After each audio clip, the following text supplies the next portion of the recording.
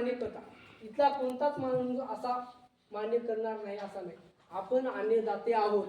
कारण का असा कोणता शेतकरी आहे हो मी माझ्या घरापुरतच उत्पादन करतो, घरापुरतच खातो असं आहे का?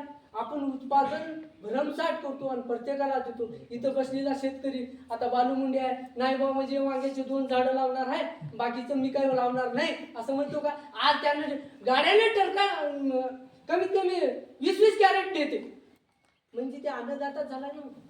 आज आपण एवढं शेतामध्ये उत्पादन करतो, लोकांना अन्नदान करण्यासाठीच करतो की. म्हणून शेतकरी अन्नदाता आहे. अन्नदाता आहे असं म्हणतात.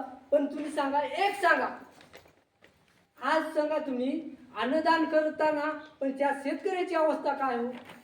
चांगला माल हा बाजारपेठेमध्ये येतो आणि जे खराब जे आहे त्याच्या चांगलीमध्ये मुकिरडा कचरा ते बाई ठेवून घेते, त्याची कारभारी म्हणते हे राहू द्या, याला भाव चांगला येईल आणि हे आपण निसून खाऊ. वाटते की नाही? असंच चालतं प्रत्येक. आता बोलणार नाही पण हे आहे वास्तव परिस्थिती आहे. दुसरं कारण आहे.